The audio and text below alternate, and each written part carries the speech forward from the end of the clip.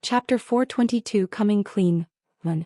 Raising his hand, Kevin knocked on the door of Ren's apparent. However, upon knocking on the door he was met with no response. Frowning, Kevin knocked once again. But yet again he was met with no response. Is he not back yet? Could he perhaps be training? Although Ren seemed like a slacker, he was in fact someone who worked hard, therefore, Kevin quickly came to the assumption that he was training at the moment. Well, at least to him, that was the most probable location of where he could be. As his thoughts paused there, he started hesitating. Should I? Or should I not? If he was training, then he didn't really want to disturb him. He knew just how annoying it was when someone interrupted him in the middle of his training. Screw it. But after thinking things through, he decided to go anyways. He desperately needed answers. The doubts that were rising within him were starting to eat at his sanity. He had to deal with them right now.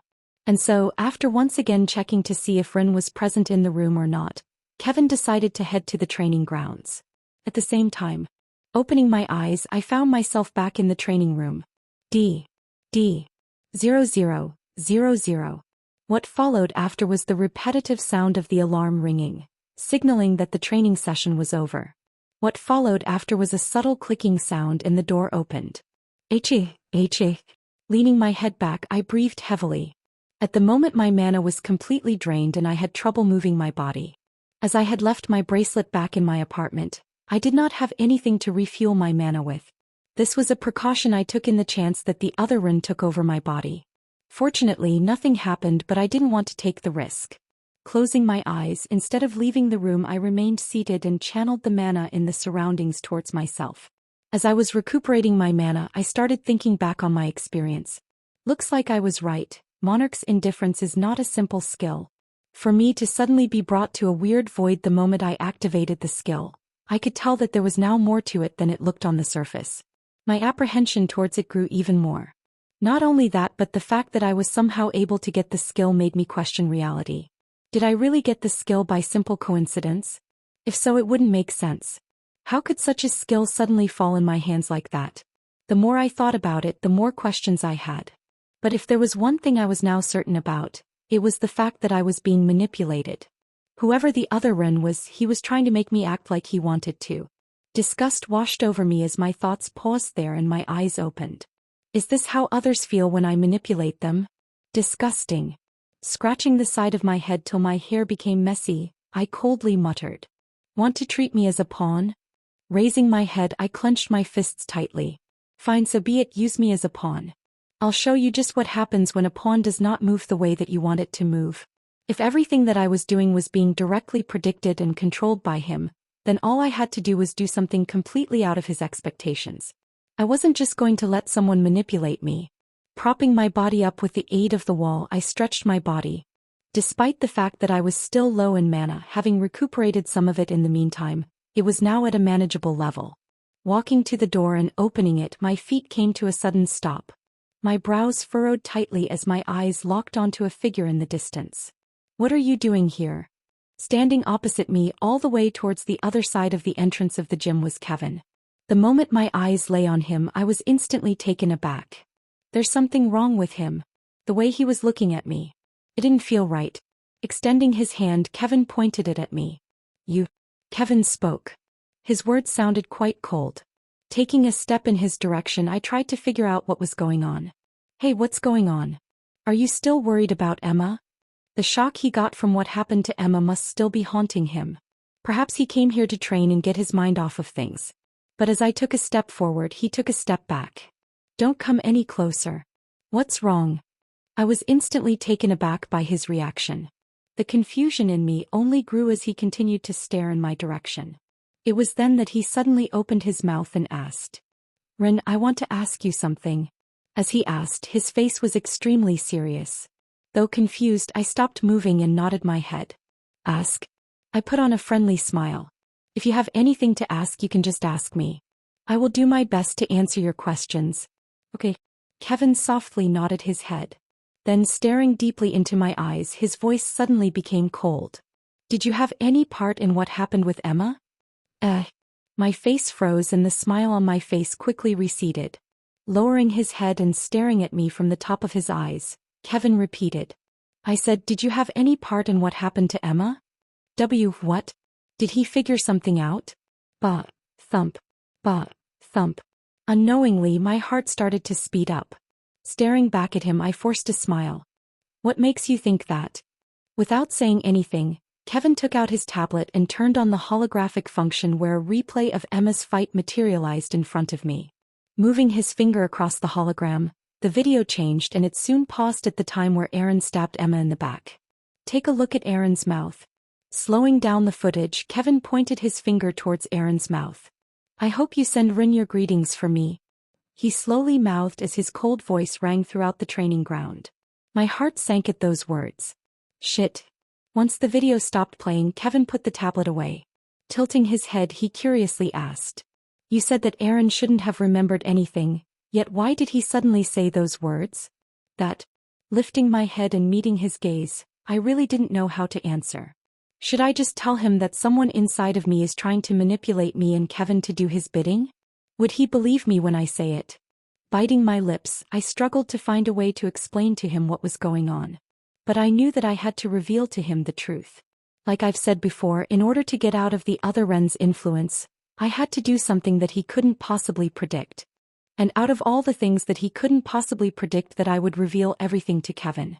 Regarding the matter about my reincarnation and all the fucked up shit I did in the past. I knew that in order to escape his influence, I had to do something that I would normally not do. So it really was you. But before I could say anything, a powerful aura suddenly erupted from Kevin's body. Feeling his powerful aura, I took a step back and raised my hands. Wait, Kevin. But it was already too late.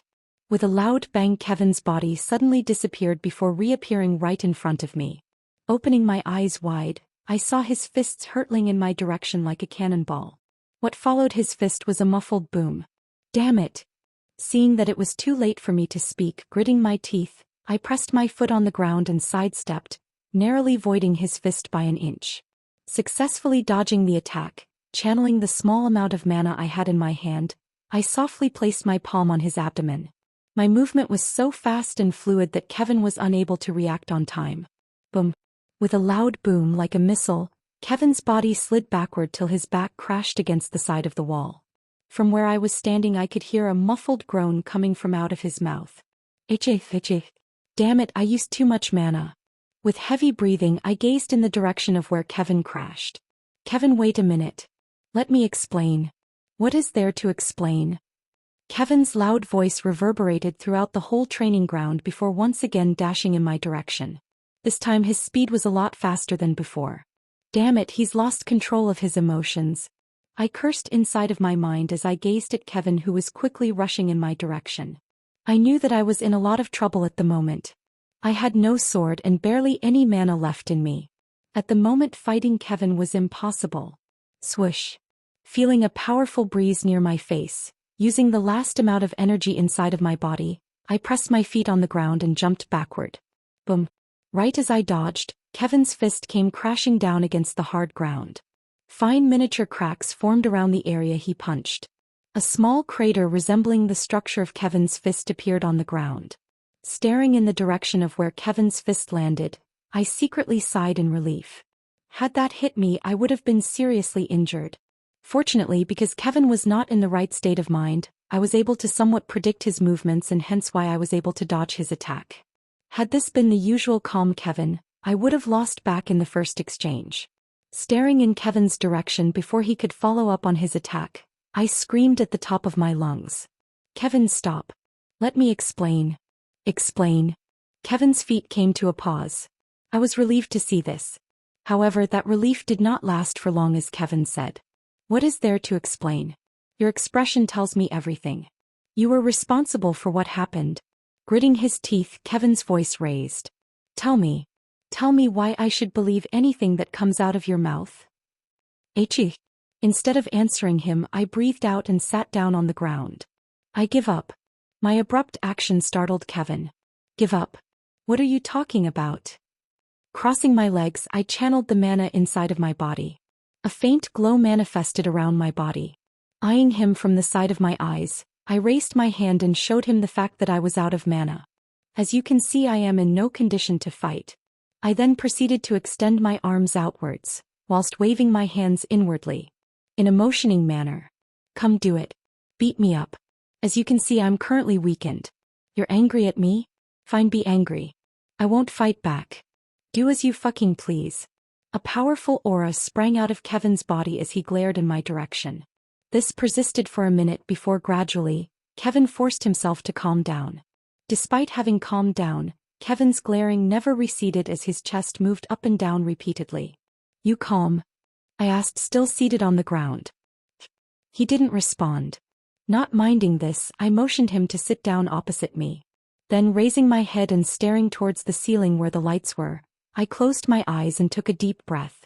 I guess I have no choice. Thump, thump. My heart started to speed up. Opening my eyes and gazing in Kevin's direction once again, I finally opened my mouth and said, I think it's about time I tell you the truth. The truth about me and everything that happened. Chapter 423, Coming Clean.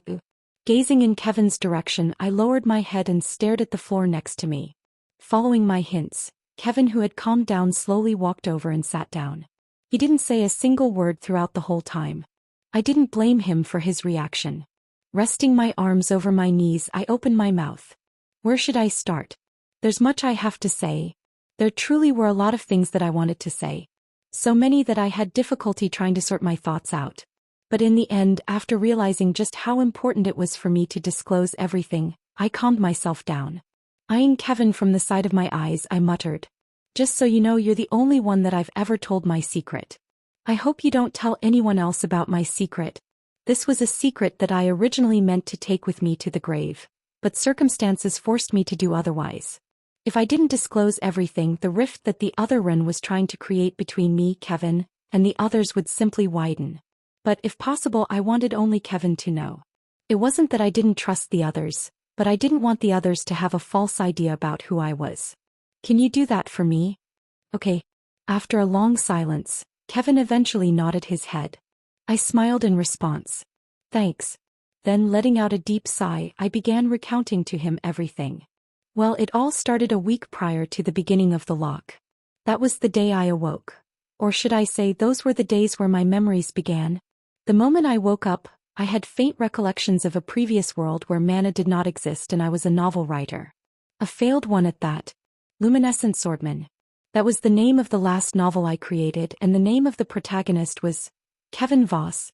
Listening to Ren's words, Kevin's anger slowly started to disappear, and what replaced it was pure shock. The shock was so strong that Kevin found himself unable to speak nor think as his mind was entranced by every word that Ren said. Many times he wanted to outright stop Ren from speaking. He just couldn't come to terms with what he was saying. This world was a novel that he created and he was the main character of that world. How could he believe that? But the more Ren talked, the more things started to align with his weird behavior, his deep knowledge regarding a few things, and his way of words. Kevin's heart started to sink. Doubt started to creep deep into his body as his face paled. Could his words be true? It was only after the events after Amora that I stopped being passive with my knowledge regarding the bullshit. Kevin finally mouthed out loud, cutting Ren off. He just couldn't listen to Ren's words anymore. He couldn't accept the idea that everything that had happened to him was merely part of some writing that Ren wrote. Weren't Ren's words essentially saying that all the disasters that were currently happening to the world were a fabrication of his imagination? Were everything he felt in the past and his memories also fake? Kevin couldn't accept it. You can't be real. It's impossible. With a bitter smile on his face, Ren shook his head. I really wish that I was lying, but I'm not. What I told you was nothing but the truth. Pausing mid-speech, Ren's face suddenly darkened. Or at least that was what I originally believed to be the truth. Kevin frowned upon hearing those words. A trace of hope rekindled in his eyes. What do you mean? Raising his head, Ren didn't say anything for the next few seconds. His brows repeatedly furrowed and relaxed during that time before finally, looking straight at Kevin straight in the eyes, he said, I no longer have reason to believe in those memories. I think that world was a fake world designed by someone to make me act the way that they wanted me to. What? The confusion in Kevin intensified. Leaning his neck forward, Kevin tilted his head. Are you saying that someone implanted those memories into you and is trying to manipulate you? Making a difficult face, Ren eventually nodded his head. Right. He proceeded to massage his forehead. Then lifting his head, he looked straight into Kevin's eyes. I don't know what to say, you can think that I'm lying, but whatever is happening to me, their target is you. Me? Kevin raised his brows in surprise. However, the surprise did not last for long as flashbacks of the last synchronization started to replay in his mind. Could it be that the vision was real? And the one responsible for killing Emma was that entity? So, everything was slowly starting to make more sense. The vision he saw was truly a flashback of the future. Apprehension instantly hit Kevin as he eyed Ren opposite him. Unaware of what Kevin was thinking, Ren nodded his head. Yeah, I believe that the entity responsible for all of this is targeting you. Pausing, Ren's face twisted slightly before he suddenly lowered it. The incident regarding Emma, you were right. I was somehow responsible for it. Like thunderbolts, Ren's words thunderously clapped inside of Kevin's ears as his eyes opened widely. However, that did not last for long as Kevin was able to quickly recompose himself. The moment he had linked everything to the previous flashback, he already understood that whatever happened to Emma was not an incident. Remember how I told you that the entity was trying to target you? Ren suddenly asked. Closing his eyes, Kevin took a deep breath. Continue. Ren pursed his lips. The goal of the entity is to try to harm everyone that is around you. Listening to Ren's words, Kevin showed no reaction as he softly muttered. Harm those around me? Yes. Ren nodded his head and continued. From what I've gathered, the entity is trying to make you less soft. Or rather, trying to change you into someone they deemed fit to fight the Demon King. Closing his eyes, Kevin once again took a deep breath as he tried to process all of the information he was being told. Trying to change me into someone deemed fit to fight the Demon King? Why does he think I can't defeat the Demon King? And why me? Seemingly being able to read Kevin's thoughts, Ren added.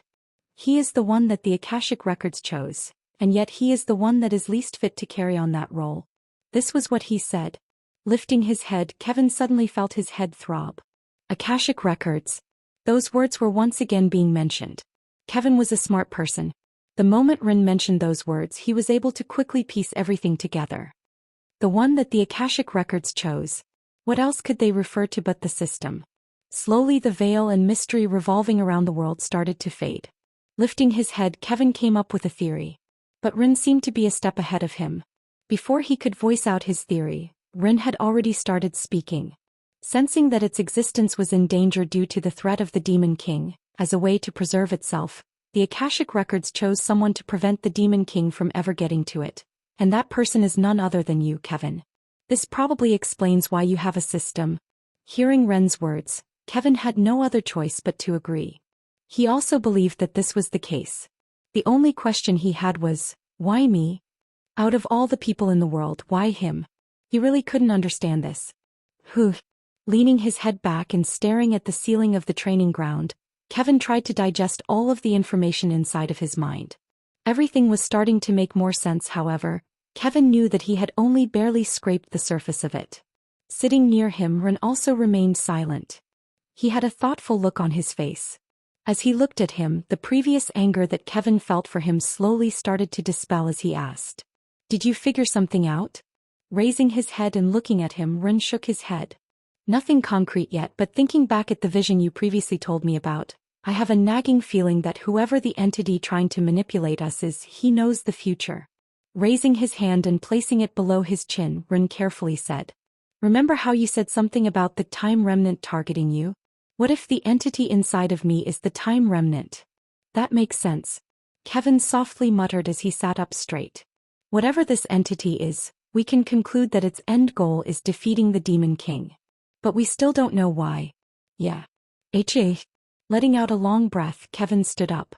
Lowering his head and staring in Ren's direction, Kevin softly said, "Thank you for telling me everything." When he said those words, Kevin truly meant it. A while ago when he revealed everything to Ren about the system and the book, Ren never said anything about himself. Kevin did not call him out for that, but he felt slightly disappointed. It felt as though Ren was trying to build a wall between them. Trying to stop him from getting too close. He didn't truly understand at first why, but it was only after Ren told him everything that he understood why Ren acted the way he did. How could he blame him? Still seated down, raising his head, Ren looked up towards Kevin. You don't seem mad. Mad? If you realize that I knew the future and that this world may possibly be a novel, you must know of the fucked up shit I did. About the war in Amora, the Hallberg incident, and how I let children die and... Stop. Kevin suddenly said, cutting Ren off. Don't think for one second that I am not mad about what you did. In fact, I'm trying my best to hold back. Kevin's fist clenched tightly. Just the thought of the innocent lives that Ren had sacrificed in the process of trying to achieve his goals pissed him off, but... I also know that you were being manipulated by someone to act the way that you did, and even then I realized something. Pausing, Kevin exhaled. Your previous words were right. I am too soft. Kevin closed his eyes and clenched his fists even more tightly. I may not agree with the things that you did in the past, but I also realized that my approach may have been too immature. Simply put, he was too emotional. Whenever he saw injustice or someone near him get hurt, he would always lose himself. Perhaps it was because of what he experienced in the past with his parents, but at the end of the day it was one of his big shortcomings and something he needed to fix. The chosen one was what the entity inside of Ren called him. Staring at the system interface before him, Kevin didn't doubt his words. This wasn't merely out of arrogance, but he truly believed that he had been chosen by the Akashic records to defeat the Demon King. He had been granted everything. Talent, a system that could grant him any resource he wanted, and perhaps most important of all, people whom he could entrust his back to. Yet after talking to Ren, Kevin realized something. He wasn't fit to be the chosen one. Simply put, despite not wanting to admit it, he was still too immature. He was still stuck in the past. He needed to let go of his past and finally move on. Learn to be more decisive and improve from his mistakes. If there was one thing that Kevin realized, it was that talent and luck weren't the keys to success, but it was how one utilized them that determined one's success. Chapter 424. After the incident with Emma, the tournament was put on hold for a couple of days.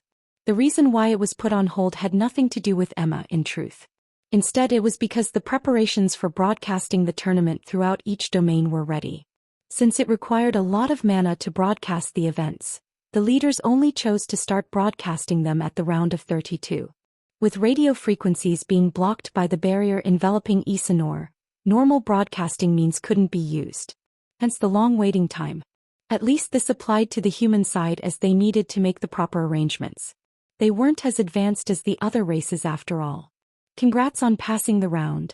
Meeting up with Ava and Hein, I first congratulated Ava, who had actually passed the round. Because of the incident that happened, I was unable to watch her fight live. But after gaining access to replays of the video, I spent a good couple of hours analyzing her fight. And I had to say I was impressed. At first I thought that she wouldn't have made it this far, as like Hein, her specialty didn't lie in 1v1. But I was quickly proven wrong. With her now improved flute, she could summon up to 8 beasts, with all of them ranked at around rank. Typically, this many beasts wouldn't have been able to deal with a rank, but the synergy that Ava was able to create between each beast made her a known threat, enough to bridge a rank gap. Watching her fight in the video, I was really left amazed and made a mental note to myself to pay close attention to her next fight. Perhaps she would once again surprise me. Thank you. At my words, Ava replied with a smile. I wasn't really confident in my chances, but I guess I got lucky. No. I shook my head. Luck can only get you so far. This was all you. Turning to look behind Ava, my eyes paused on Hein. You seem to be doing a lot better than before. You managed to get over your loss. Not really. Hein replied with a bitter smile on his face. Although I always knew that I wasn't going to win, I at least wanted to make it past the round of 32. There. Turning around, Ava patted Hein on the shoulder. Or at least tried to. She was too short to reach him.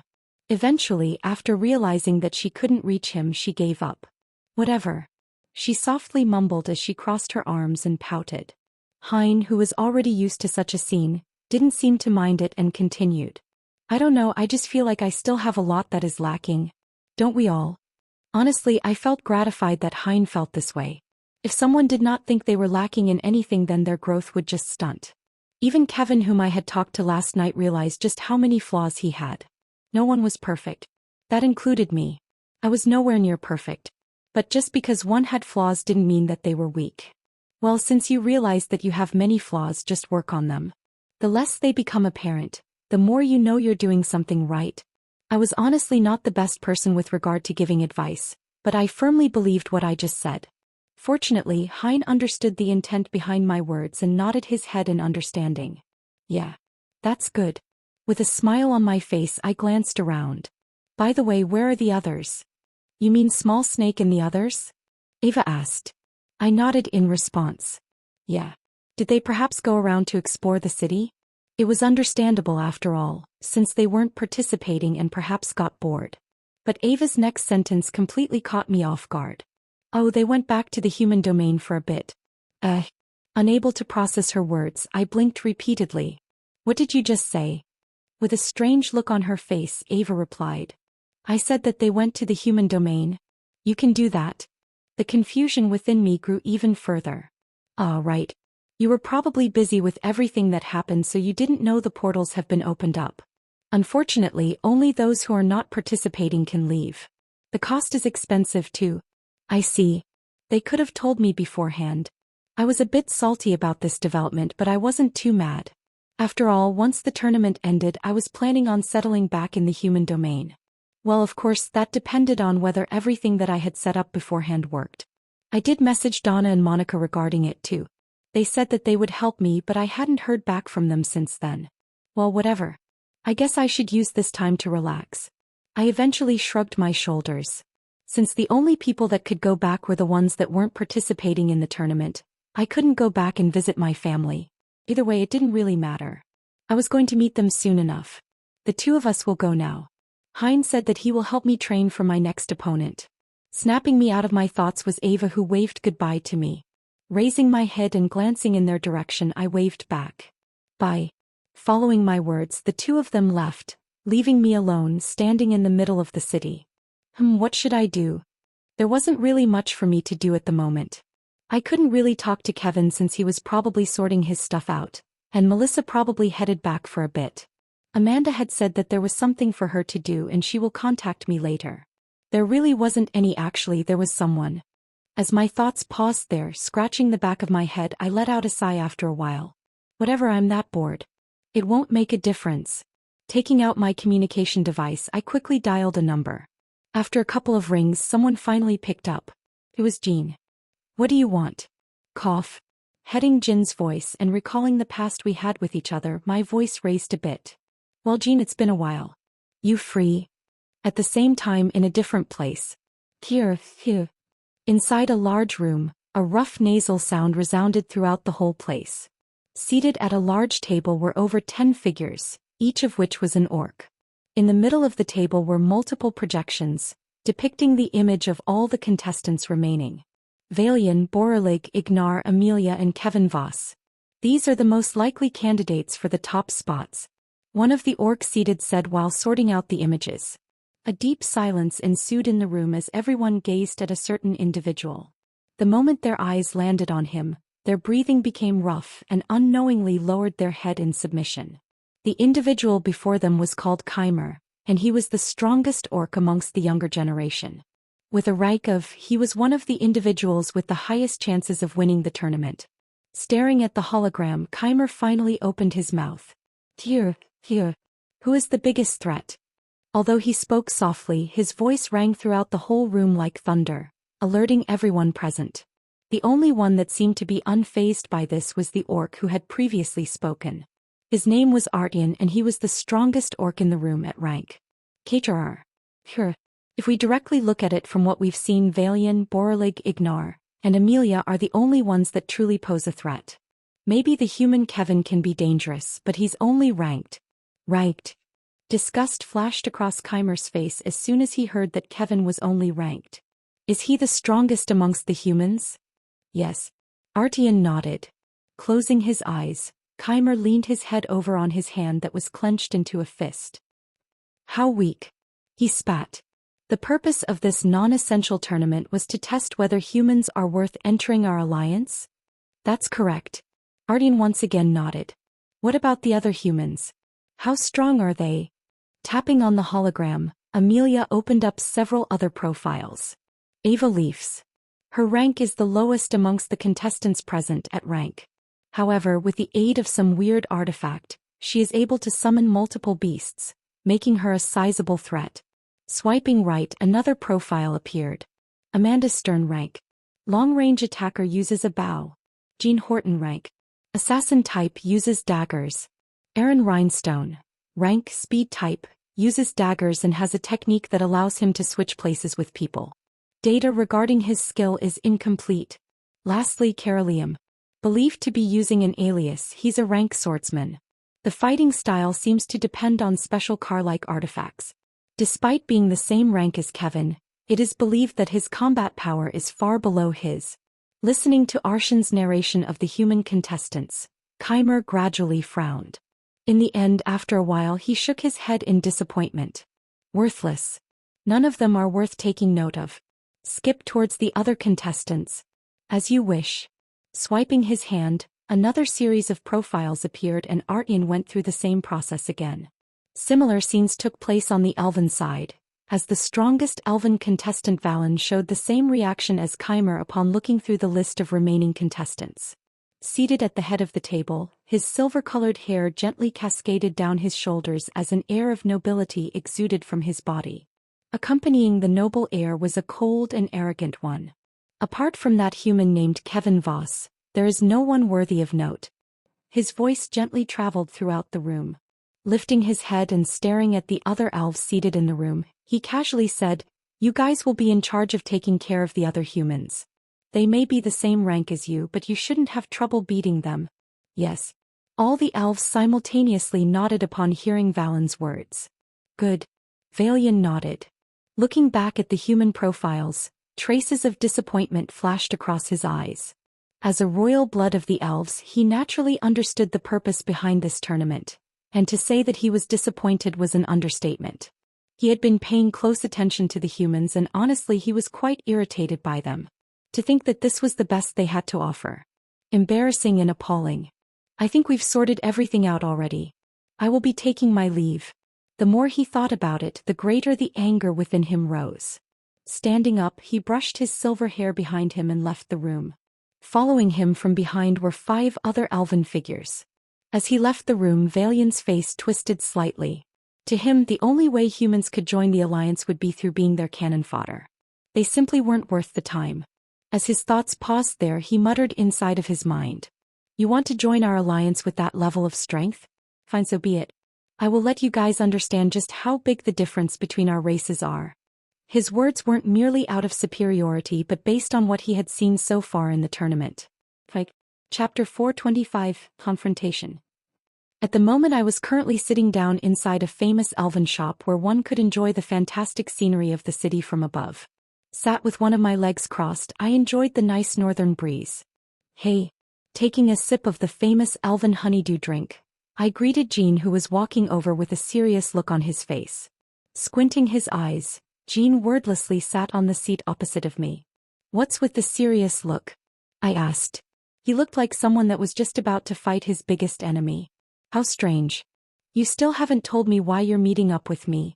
Pausing, Jean placed his hand on the table and leaned forward. What exactly do you want? There was deep apprehension in his eyes as he looked at me. My hand which was holding onto the cup froze. What? The moment I processed his words, I instantly became confused. I then proceeded to put my cup down. What makes you think that I called you here with any intent? So you just called me here for the sake of calling me? Yeah, pretty much. I was bored. Opening and closing his mouth, Jean tried to say something, but from the looks of it, my answer had made him speechless. Seeing him like that, I forced myself to not laugh. I'm joking, I actually do have something to talk about. Jin's brows furrowed upon hearing this. Before he could say anything else, I continued. Aside from being bored, there was actually something that I wanted to talk about. It's regarding our next opponents. Since you trained so much, I figured that you didn't know much regarding our next opponents, plus... Lowering my head, I looked at my watch. We should get our matchups soon. In about 10 minutes or so. That aside, Jean was the type of person that would not make any preparations prior to when fighting an opponent. It wasn't that he didn't want to, but it was because he just preferred using that time to train. Ever since meeting him, I noticed that he had become a training fanatic. Either way, the reason why I was telling him about the next opponents was because I wanted to avoid a similar scenario to that of Emma's and also increase the chances of him winning. I wanted to make sure no other slip-ups happened. Humanity joining the alliance was a must. Even if Kevin and I performed well, if Jean and the others didn't perform well, the probability of the other races allowing us to join would drop drastically. At my words, Jean finally showed some interest. Continue. Nodding my head, I proceeded to take out my tablet and placed it on the table. Then, tapping on its screen, a holographic projection appeared before the two of us. On it were the different profiles of the top 32 contestants. So, here are the people that you need to watch out for. As you probably know, the strongest representatives from the 3 other races are in a league of their own. Honestly, given our current rank, it would be quite hard to beat them, but it's not entirely impossible. Pausing, I looked at Jean, who was staring at the profiles next to me. How much of your 5-star manual have you learned? Huh. Surprise flashed across Jin's face as his head snapped in my direction. With his brows furrowed tightly, he asked, "How do you know that I practice a 5-star manual?" I rolled my eyes at his question. Don't tell me the Horton family doesn't have a 5-star manual? They do. Right, and given your talent, there's no way they wouldn't give it to you. Although he still did not look convinced by my words, Jean eventually let it go and slowly answered. Greater realm of mastery. Leaning back on my chair, I crossed my arms. Greater realm. You must have not gotten your art for a very long time. If I had to be honest, it was kind of low. Well, this was understandable. Although Kevin and I were in the essence realm of mastery, we did get our manuals a lot earlier than him. About a year and a half, Jean answered. I see. This was going to be difficult. Twang. Twang. Just as I was about to open my mouth to say something, both of our watches suddenly started to vibrate. Staring at each other for a second, we quickly checked our watch. It looks like the matchups are out. Yeah. Alright, let me see my matchup. Lowering my head, I proceeded to look at my matchup, but the moment I saw who my opponent was, my eyes opened wide. Tournament round of 32 matchups. Ava Leafs vs Amelia. Kevin Voss vs Aaron Rhinestone. Cara Liam vs Keimer. Jean Horton vs Artian. Amanda Stern vs Ivona. Raising his head, Jin's eyes met with mine. A smirk soon emerged on his lips. Looks like you got the short end of the stick. Fuck off. I irritably said as I turned off my watch and leaned back on my chair. God damn it. Out of all people, I am matched up with one of the strongest in the tournament. Talk about crappy luck. If there was someone that I did not want to meet, then it would without a doubt be Keimer. Not only was he ranked higher than me, but he also fought wisely. He wasn't like the other orcs that fought without thinking about their next move. He was not someone I couldn't fight without pulling every single card in the book. Be it Keiki style, the one eyes of Kronos, he wasn't someone I couldn't fight without going all out. It didn't take long for me to come to terms with reality as I eventually let out a long sigh. Oh well, it's not like I was planning on hiding for long. The thing that bugged me the most, however, was not that, but it was Kevin's matchup. He was against Aaron. Flashbacks of what we said last night replayed inside of my mind as I thought of the possibility of Kevin possibly even going as far as killing Aaron in the matchup. If he really did that, then I had to alter a few things in my plan. It's about time you showed your real strength. Jean commented from the side, snapping me out of my thoughts. Raising my brows, I looked at him. What do you mean? I want to see you fight at full strength. As he said those words, Jin's green eyes burned interest. I was a bit taken aback by this, but after thinking for a bit I realized why. So he's still hung up about the Hallberg incident. During the time that I held him by the throat and said a lot of things. Considering Jin's personality, it made sense for him to want to know about my current strength. Taking a sip of my drink, I softly said, "Guess you won't have to wait for long, really." Letting out another sigh, I glanced around and looked for the waiter. I was planning on ordering something powerful. But just as I was about to call out for the waiter, the place suddenly became quiet as everyone's attention drew towards a certain individual. Behind him were 5 other individuals. Leading the 5 individuals with long silver hair cascading down his back and a porcelain-like face, was an elf who walked into the establishment. Wearing fine silk clothing, he exuded a regal and almost otherworldly aura. Behind him, the other 5 individuals, although lacking a bit compared to the leading man, also exuded a noble presence. The moment they entered the establishment, all eyes fell on him. Without needing to be told who he was, I instantly recognized him.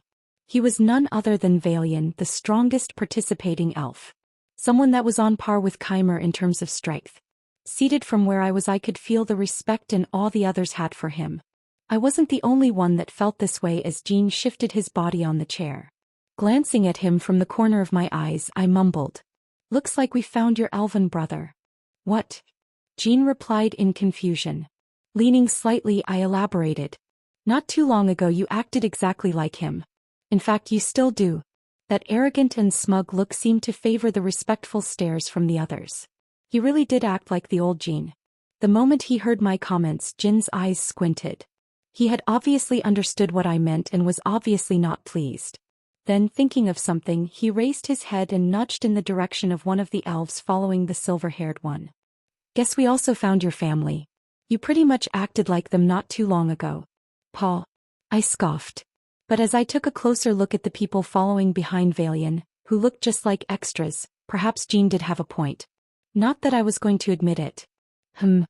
Blinking a couple of times, I suddenly noticed Valian glance in our direction for a brief moment. Then, nudging his followers from behind, he headed in our direction. Blinking a couple of times, I turned to look at Jean. "Is it just me or are they coming our way?" Shaking his head, Jean solemnly said, "It's not just you." And he was right. Not even a couple of seconds after his words faded, Valian came our way. Oh God. Staring at him who was coming our way, I couldn't help but secretly curse at my continuous string of bad luck. Despite the fact that elves tended to act less arrogantly than the orcs, and perhaps even other races, that didn't mean that there weren't arrogant elves. They did in fact exist, and unfortunately Jean and I crossed paths with one of them today. Halting his steps in front of our table, he gave us a brief glance before saying, "You must be Jean Horton and see something." See something? Was my alias really that hard to remember? "What do you want?"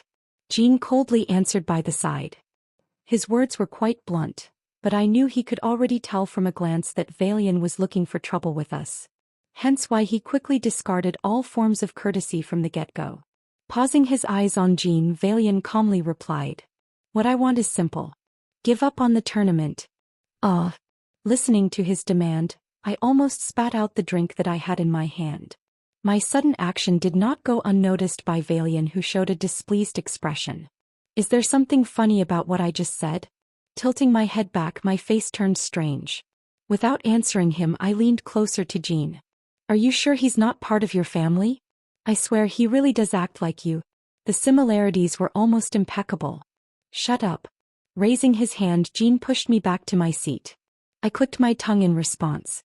Having watched the whole exchange from the beginning, Valian's face twisted in disgust as he muttered, "Savages." Despite having heard his words, I continued to ignore him. He may not know this, but I had plenty of experience when it came to dealing with arrogant people. All thanks to the lock, which was riddled with them. Still, unlike them, I had to be careful when dealing with him. He was of a noble elven lineage, and therefore beating him up here would only bring trouble. Not that I could easily do it since he was ranked higher than me and had people behind him. What a pain in the rear. As I was pondering over the situation, I realized that there really wasn't much I could do.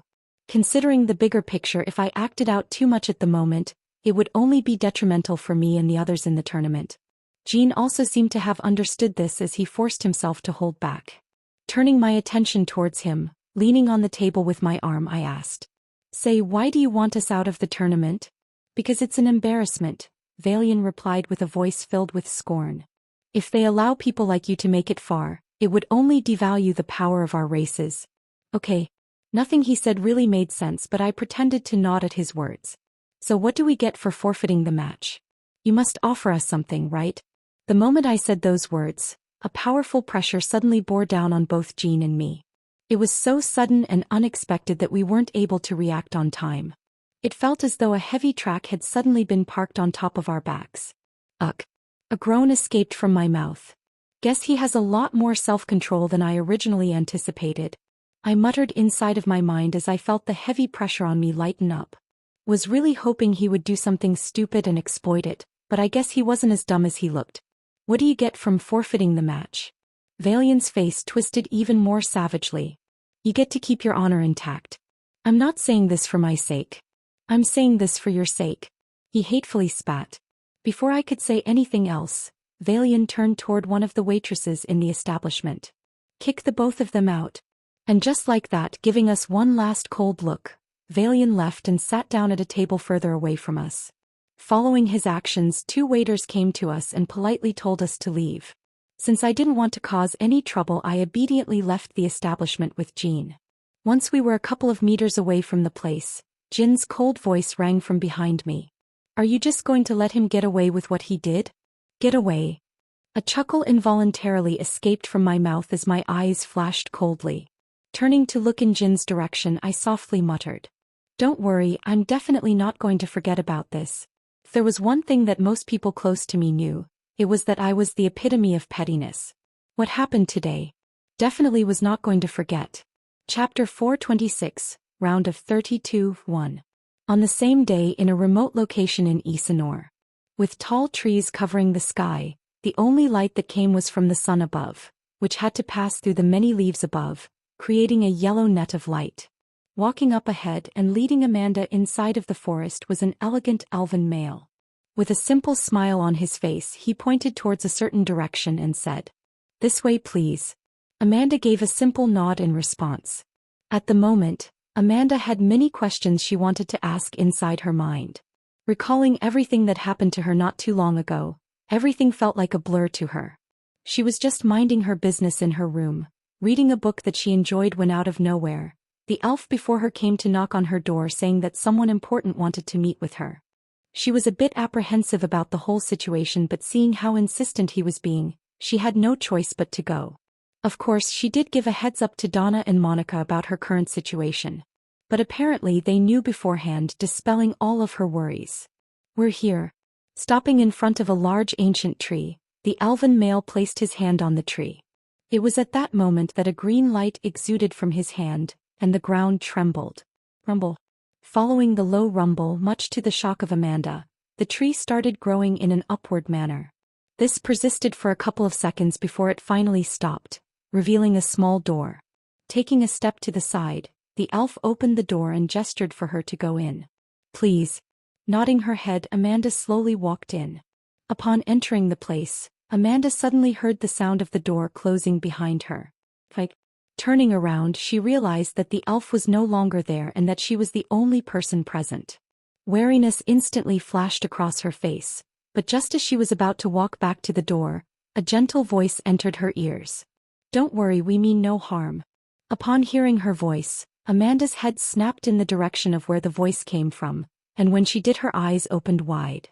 With long silver hair gently cascading down her back, and an otherworldly face that made anyone wonder whether she was a mortal or a goddess, stood a familiar figure. A figure that Amanda had seen many times in the past. She was none other than the Elven Queen. Immediately upon realizing this, Amanda lowered her head and politely greeted her. "I, Amanda Stern, greet the Queen." The Queen smiled at Amanda's action as she raised her hand. "There is no need for you to be polite with me." The moment Amanda heard the Queen's words, her brows furrowed. "No need for you to be polite with me?" Was she just saying this out of politeness? If so, Amanda decided to continue being formal. A helpless smile appeared on the Queen's face when she saw this. Pursing her lips, the Elven Queen looked at Amanda. After looking at her up and down, a gentle smile emerged on her lips. "You must be wondering why I suddenly summoned you, right?" "Yes." After a brief moment of silence, Amanda nodded her head. Upon seeing this, the smile on the Queen's face receded a little. "Come here, I will show you something." Then turning around, she walked deeper into the place. Staring at the Queen's back, Amanda followed her from behind. Walking for a couple of minutes, the two of them soon stopped in front of a small door. The door looked nothing special. It was just a simple door, but from where she was standing, Amanda could feel a gentle power coming from the room, causing her to instantly feel a warm and gentle sensation wash over her body. Opening the door of the room, the first thing Amanda saw was a large pod surrounded by thick branches. On the other hand, deep roots etched onto the side of the room as small leaves extended from them. The room was quite small, and aside from the pod in the middle of the room, there was nothing else particular about it. The moment she entered the room, Amanda could see a noticeable change in the Queen's demeanor as she looked towards the pod with deep sadness in her eyes. Pressing her feet on the ground, The queen moved towards the pod in the middle of the room and gently placed her hand on it. Closing her eyes, silence descended on the room as the queen didn't say anything. It was only after a while that she finally opened her mouth and said, "There was a time a decade ago when I was weak." Pausing, she looked in Amanda's direction. "Back then, I was still in the process of inheriting my mother's powers and so was in a state of weakness. You may not know this, but in order for one to become the queen, one must have the purse of elven blood before inheriting the power of the former queen. This is something that has been happening for generations and generations of our race. Naturally, the demons who knew this tried everything they could to assassinate me. In fact, they almost succeeded." Turning to look towards the capsule, the queen's eyes cast with sadness. "That was until I met her."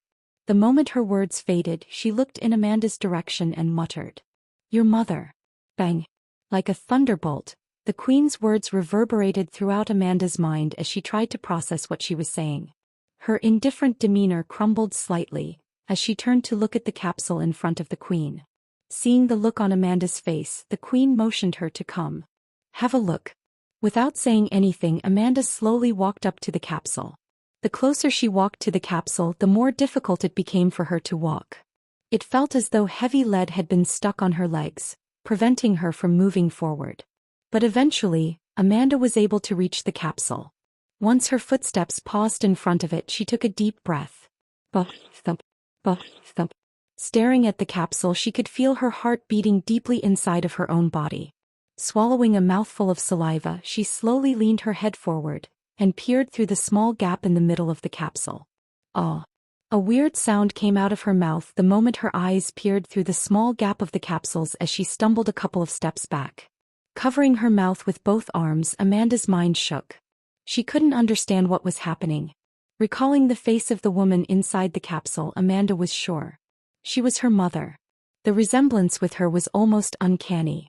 However, if there was a difference, it was the fact that she looked younger and more beautiful than what she remembered in the past. "You must have a lot of questions," the queen suddenly asked, snapping her out of her thoughts. Turning to look at the queen, Amanda weakly nodded her head. She was currently having a hard time making out what was happening. Was this a trick? Was the woman over there really her mother? How did she meet the queen, and how was it possible for her to be here? The number of questions Amanda had were endless. She didn't know where to start. Seeing the confusion on Amanda's face, the queen once again smiled.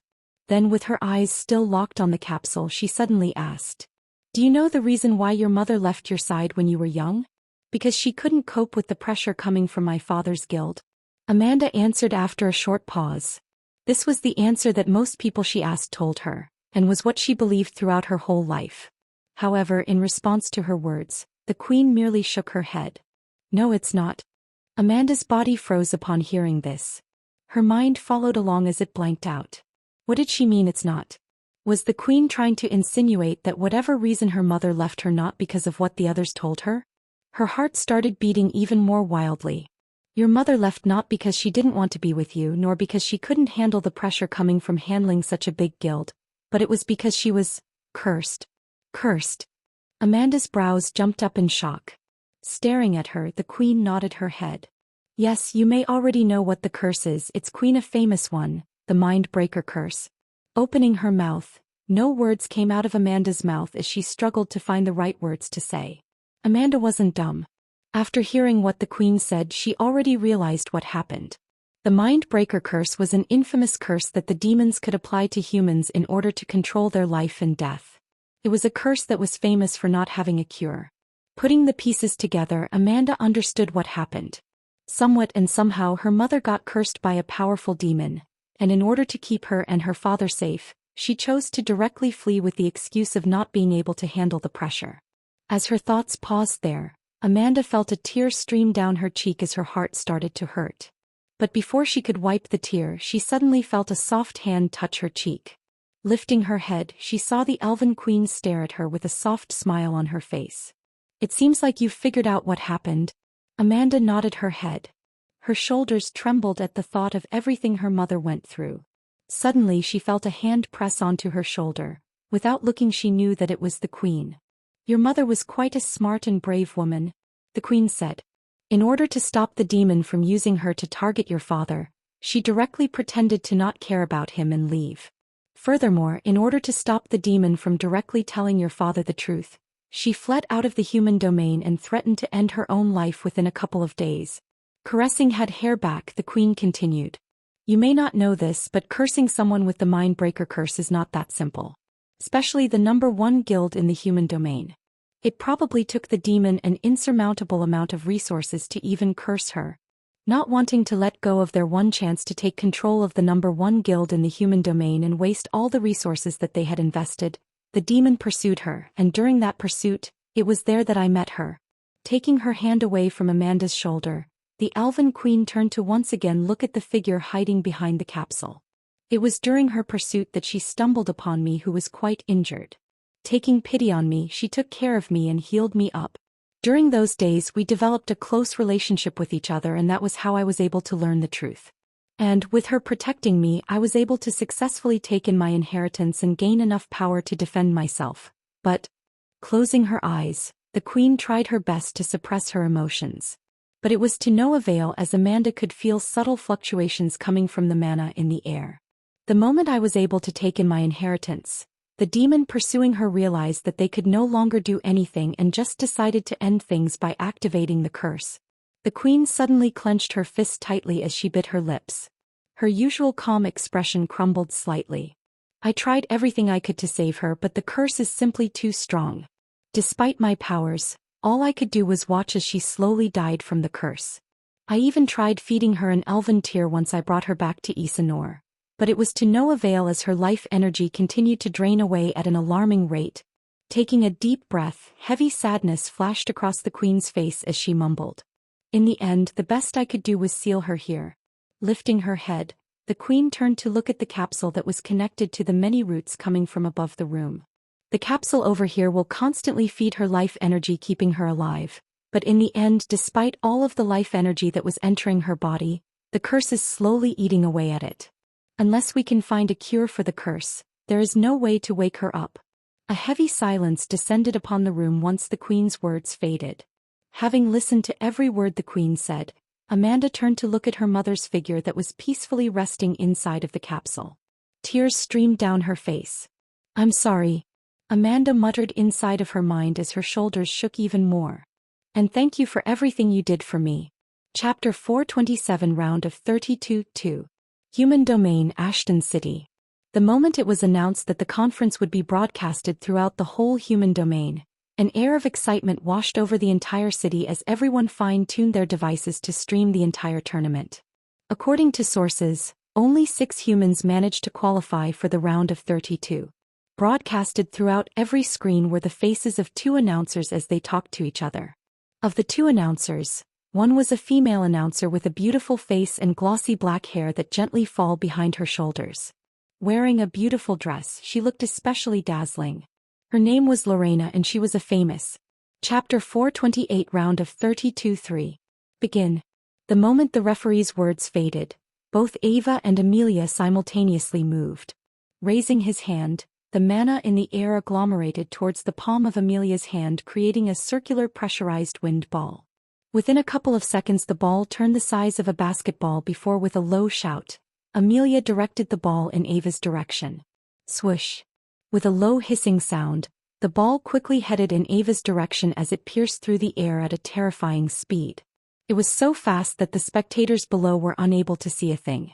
At the same time Amelia was preparing to attack, holding onto 3 blue cards, Ava quickly channeled her mana into them and threw them in front of her. As she did so, she pressed her foot on the ground and pushed her body back. Shine shine. The moment the cards left her hand, 3 massive ice pillars materialized in front of her. Bang! It was then that the ball came into contact with them and a terrifying explosion resounded throughout the whole arena. But it had to be noted, Ava was 2 minor ranks lower than Amelia, and so were the cards. The moment the ball came into contact with the pillars, they instantly broke apart into pieces like broken glass, creating a small mist in the air. Fortunately, Ava already knew about the fragility of the ice pillars. The only reason she used them was to buy herself enough time for her next move, which was exactly what she did. Taking out her flute, she quickly blew at its IP. Toodle-too. A melodious tune suddenly rang throughout the whole arena grounds. Meanwhile, as Ava was blowing onto the flute, Amelia's attack never stopped. The only thing that was different about the attack was that its momentum had slowed down. This was of course a result of the ice pillars. Within a couple of seconds the attack was already in front of Ava. However, it was then that something happened. Just as the attack was land on her, a massive boulder-like creature materialized in front of her and crashed onto the ground with a loud bang. Boom. Then, following the appearance of the creature, a terrifying explosion resounded throughout the arena as the ball came into contact with the creature. Dust and debris flew in the air, blocking the sight of all parties present.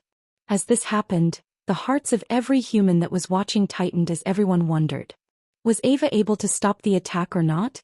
Fortunately, all doubt seemed to resolve over the next few seconds as the dust settled down, revealing an enormous beetle-like creature standing in front of Ava. With its anterior opened wide and only a few scratches on it, the creature looked completely unharmed. Furthermore, standing behind it was Ava, who had her flute pressed by her lips. Confusion instantly appeared on the viewers' faces as they looked at the creature standing in front of Ava. Fortunately, the announcers were not just there for show, as Lorena quickly commented. That right there is a metal-plated beetle. A creature that has low attacking power but incredible defensive power. Simply put, they are tremendous tanks. Nodding his head, Zack quickly followed up from the side. Excitement flashed across his eyes. Right, as you've just seen, despite only being a low-ranking creature, it was still able to withstand the impact from Amelia. Ava's opponent. Oh, it looks like Ava is going to summon more creatures, Lorena added as she pointed toward the screen in front of her. And just as her words faded, Ava once again blew on the flute. Toodle-too. Following her blow, a subtle glow enshrouded the flute as three more creatures suddenly materialized next to her. As the creatures appeared, Ava's face paled considerably. Once the three creatures appeared, a look of realization appeared on Zack's face as he softly muttered. Interesting, so Ava's going the defensive route. The creatures that Ava had just summoned were known as the steel-webbed spiders, a terrifying class creature that could shoot out webs that were as sturdy and powerful as steel. As soon as Zack's words faded, Amelia, who had not been standing idly, attacked once again. This time he summoned 3 balls. It only took him a couple of seconds to create them, and once he was done with them he quickly sent them in Ava's direction. Unfortunately for him, Ava was ready. Snapping her fingers, the 3 steel-webbed spiders she summoned quickly distanced themselves into a small triangular formation. From how fast and readily they got in their position, it became apparent to everyone present that Ava had practiced this formation many times. Lowering their lower body, the spiders quickly shot out spider webs in the direction of where the attacks were coming from, creating a large resplendent net. But this wasn't all. Following the appearance of the next, the metal-plated beetle quickly moved a couple of meters behind the web. This was of course at the instructions of Ava, who orchestrated everything from behind. And just as the metal-plated bottle arrived, the 3 attacks came into contact with the webs. Just like a parachute, the moment the balls came into contact with the webs, they inflated by a large margin. Snap. Snap. In the end, however, it appeared as though Amelia's power was still too strong for the likes of some webs to stop. Low snapping sound resounded throughout the whole arena as the spiderwebs quickly came undone. However, the purpose of the nets wasn't to stop the attacks, but only to disrupt their momentum. Once the energy inside of the hall dissipated, Ava turned to look in the direction of the metal-plated beetle that quickly dashed forward and met the attacks head-on. Boom. Boom. Loud explosions once again reverberated throughout the arena as the metal-plated beetle skid back all the way towards the edge of the area. The moment the beetle skid back and the audience was able to get a look at its appearance, everyone drew a cold breath. With its outer layer completely cracked, the metal-plated beetle was worse for tear. Trying to stand, its body stumbled down repeatedly and eventually, unable to hold on for any longer, it quickly dropped to the ground with a low thud. Gazing in the direction of the metal-plated beetle, Ava softly said, "Come back. Toodle-too." Blowing onto her flute, the beetle quickly disappeared from arena and entered the small pocket dimension inside of the flute. Following its disappearance, Ava's complexion became incredibly solemn. It was clear that she hadn't expected for her beast to lose this quickly. Swoosh. To make matters worse, Amelia, who was standing at the back with a smug look on his face, once again attacked. Pointing his finger in the sky, The air suddenly fumbled towards the tip of his finger as a terrifying pressure descended on the arena. Following his movement, he gazed in Ava's direction before pointing his finger towards her. Go. He mumbled under his breath before he attacked. Like a raging storm, the attack came crashing down on Ava and her beasts. Unlike the previous attacks, this attack covered almost half of the arena, and so both her and her beast were quickly swept inside of it. Staring at attack, Ava didn't attack. Instead, placing her mouth on the flute once again, she blew it. Toodle-too. A subtle melodious sound rang out, following which, all the spiders disappeared from the arena. This was not all. Blowing onto the flute one more time, Ava turned around and ran towards the edge of the arena. Once she arrived at its edge, without turning back, she jumped out of the arena, much to the shock of everyone present. Witnessing Ava jump out of the arena, Lorena and Zach, who were watching from the studio, stood up in shock as their hands pressed onto the table.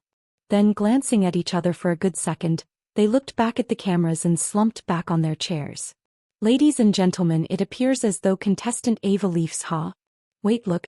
Cutting Zach off, Lorena suddenly stood up and pointed towards the screen where displayed on it was Ava standing right behind Amelia, who was looking at the referee with a look of anticipation. It was clear that he was waiting for him to announce the victor. And just as the referee was about to say something, Amelia suddenly felt an ominous premonition. But it was too late, as he suddenly felt a powerful mana fluctuation coming from behind him. Turning around in a lightning-quick manner, he extended his hand towards where the source came from, but by the time a magic circle appeared in his hand, 5 large fire pillars engulfed his entire body. The source of the fire pillars was none other than Ava, who quickly followed up by blowing onto her flute. 6 beasts simultaneously appeared in front of her. Of the 6 beasts, 3 of them were the same spiders from before, while the other 3 were ferocious wolves that quickly dove in the direction of Amelia, who was currently being engulfed by the flames. A look of total shock appeared in the eyes of the spectators watching the scene. At one moment they thought that Amelia had won, when suddenly Ava turned the tables and was now winning. And just as the wolves were about to dive onto him, a hand came sweeping down from above, blowing everyone away, including the fire engulfing Amelia. Once the fire disappeared, Amelia's haggard figure appeared on the stage. With heavy breaths and disheveled and burned clothes, he glared in Ava's direction. "You bitch," he snarled as he weakly stood up. But before he could do anything, the referee's voice resounded throughout the arena. "Match winner, Amelia. He will pass to the round of 16. The moment everyone heard the referee's voice, looks of confusion appeared on the faces of the spectator. This was especially so for the human spectators, who started throwing curses at their screens. How could Ava have lost when she clearly destroyed her opponent? Was the referee blind? As this was happening, Zach had a thoughtful look on his face as he looked at the screen. Next to him, Lorena noticed this and asked, "Have you figured something out?" Staring at the screen for a couple more seconds, Zach eventually nodded his head with a complicated look. "I have." The moment the viewers heard this, they instantly shut up. With a deep sigh, Zach followed up by pointing towards the edges of the arena. "If I'm not wrong, the moment Ava jumped out of the arena, she must have summoned some sort of aerial beast to carry her all the way towards the other side of the arena. In short, the reason why she was able to go to the other side was because she flew at the bottom of the arena." Everyone nodded their heads upon hearing this evaluation. Most people had also come with this conclusion upon seeing her appear all the way towards the other side of the arena. Shaking his head, Zach regretfully said, "Unfortunately, according to the rules, the moment the contestant's head falls below the arena grounds, they will be out of bounds. And as Ava's head did in fact fall below the arena grounds, I can only regretfully say that she has lost." Looks of understanding appeared on the faces of everyone who was listening as they finally understood why she lost. That being said, Ava performed spectacularly, and we can say that she did not put us to shame. Had it not been for the rules, she would have won. Zach added as he stood up and started clapping his hands. Following his example, everyone in the studio did the same. "Great job. Thanks." Greeting Ava at the bottom of the tree, I raised my hand and we high-fived. Peck. Once we high-fived, passing by me, Ava softly muttered, "I did as you've told me to do." I saw. A smile crept up on my face once I heard her words. What happened just now was intentional. From the very beginning, Ava and I knew that there was a low probability of her beating her opponent. That being said, I told her to still try, and if things didn't work out to just do as I planned, which was what happened. Go underneath the arena and basically ambush Amelia from behind. After looking through Amelia's files, I realized that he was one of Valian's right-hand man. You know, the nice elf I met a day ago. Naturally, when I learned of this, my inner pettiness flared up. In the off chance that you deem your opponent too strong to beat, jump off the arena, use Newton to carry you all the way to the other side and go ham. Don't hold back, destroy him. Those were the exact words I told her. Since Amelia knew the rules, he probably wouldn't have thought that Ava would do such a silly mistake, and exploiting this fact, well, what just happened? Plus, given Ava's innocent looks, no one would blame her for this. Gazing in the direction of where Amelia was, completely humiliated and pissed off, the smirk on my face rose up. Then glancing in the distance where an elf with silver hair stood, I softly muttered inside of my mind. Don't worry, there's plenty more where that came from. This was merely the start. Chapter 429, Round of 32-4. What followed after Ava's match was a string of other matches. As it was still not my turn, I sat back down in the stands and just enjoyed the matches. Since some of them could be my future opponents, I didn't want to miss a single detail regarding their fighting style. Sat next to me was Amanda, who was also focused on the other matches. Matches aside, glancing around I could see no sign of the others apart from Jean, who was sitting a few rows away from us. But it was to be expected. Ava was done with her match, and so she rightfully decided to go back and rest whilst Kevin was about to have his match next. Regarding Melissa, nothing else needed to be said.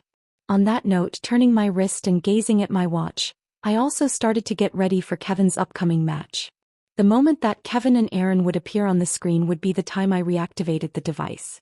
After talking with Kevin last time, I had a nagging feeling that he was about to do something to Aaron. The extent of his action I really didn't know. Maybe he would even go as far as killing him, but, well, considering the fact that people did not change overnight, I had my doubts regarding this possibility. Either way, it didn't really matter. I was ready for whatever the outcome of his match was. Oh, right, you were talking about your mother previously. What was that about? Thinking about Kevin's match, it was then that I suddenly remembered the previous conversation I was having with Amanda and turned to face her. Upon hearing my words, Amanda focused her attention back on me. Then, gazing in a certain direction, she leaned forward and softly mumbled near my ear. I will tell you after today's matches end. Now is not the right place to say. Okay. I nodded my head. Amanda's words made sense. Considering that the topic at hand was something very personal, I understood that she may have been uncomfortable talking about it in this type of environment. I was just happy that she was willing to share something like this. It meant that she trusted me, right? Maybe. Well, whatever, I should focus on the matches at the end. And it was right at that moment when the intensity of the crowd's cheer increased, marking the end of another match. It's Kevin's turn, Amanda suddenly said from the side as she directed her attention towards one of the platforms in the distance. Matching her line of sight, I turned to look at one of the projections, and there I saw Kevin's image appear in it. The moment he appeared, I subtly lowered my head and tapped onto the screen of my watch. Once I did, raising my head, I looked in Kevin's direction once again. I leave the rest up to you. Upper echelon platform. Calmly seated amongst the other leaders of each respective race, Octavius's eyes were currently locked on a specific platform. Kevin Voss versus Aaron Rhinestone. There weren't many things that interested Octavius, but given Kevin Voss' enormous potential as well as the fact that he was part of the Union, he naturally held the upcoming match with more regard than the previous ones that had already occurred.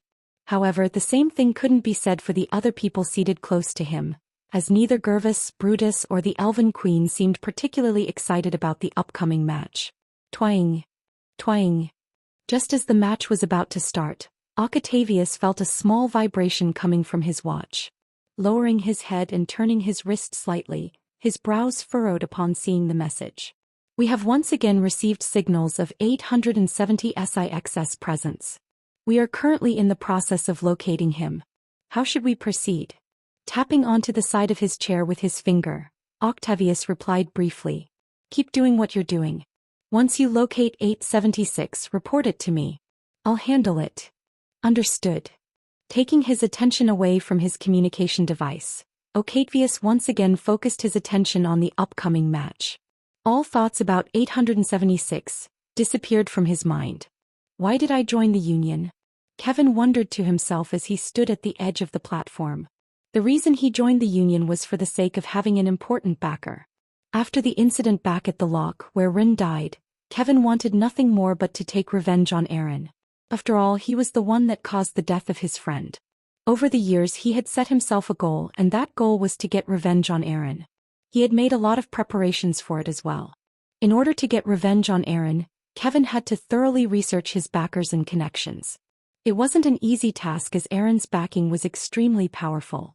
Even then, Kevin did not give up and continued to deeply investigate him. It was then that he found a lot of material that he could use against him. But just as he was going to further his plans, a mysterious red book suddenly materialized in his room, and that was where he learned the fact that Rin had not died. From there he managed to learn a lot of things about what had actually happened and came to the conclusion that Rin had other plans for Aaron and dropped all his previous plans altogether. However, that was then and this was now. Things had changed and he was no longer seeking revenge against Aaron for all the things he did in the past. Now he was simply trying to eliminate a thorn that had grown too big for its own good. Thwop. With a low sound, materializing on the opposite end of the arena was a familiar figure. He looked the same as the day the incident with Emma occurred. Disheveled hair, unfocused eyes, and glaring black circles underneath his eyes. The moment he appeared, Kevin's eyes grew colder. "It's been a while," Aaron muttered the moment his eyes met Kevin's. "Did you like what I did to your little friend last time? Is she okay? I really didn't mean to harm her. Was just an accident." Every word that came out of his mouth was filled with mockery. He was obviously trying to get a rise out of Kevin. Had it been the Kevin from before, then perhaps he would have gotten something. But after having had that talk with Rin, Kevin spent a lot of time contemplating his previous actions, and it was then that he realized that he was too emotional and soft. He realized that he needed to change in order to become stronger. Therefore, every word that came out of Aaron's mouth simply went from one ear to the other. This obviously did not go unnoticed by Aaron, whose face twisted. "Listen to me," he shouted. However, yet again Kevin ignored him. Closing his eyes, he extended his hand and a sword suddenly materialized in his hand.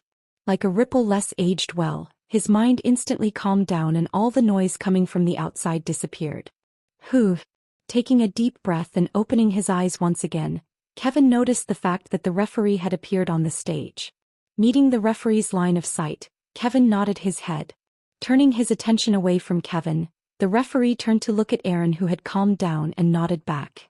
Once he got consent from both sides, the referee raised his hand and shouted, "Begin." Bang. Not even a second after the referee's words faded and Aaron's body disappeared from the spot. Well, at least to those that couldn't keep up with his speed. His speed was so fast that he had left an afterimage of himself on the spot he was previously standing. It was only after a couple of seconds that people realized it was an afterimage. And once the realization came, Aaron's real figure suddenly appeared behind Kevin. So fast. Everyone thought in their mind as they focused their attention on Aaron. Unlike the others, Kevin was able to instantly tell where Aaron left the moment he moved. Sensing something cold brush past the back of his neck, Kevin simply ducked down. Swoosh.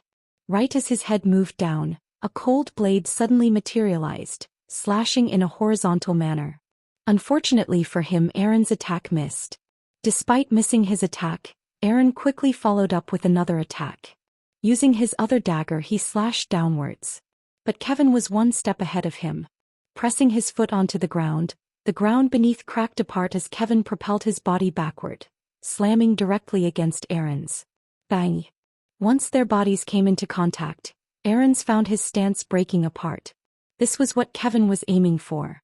Giving a short glance in the direction of the referee, Kevin knew that he only had one shot at this. Overdrive. He softly muttered inside of his heart.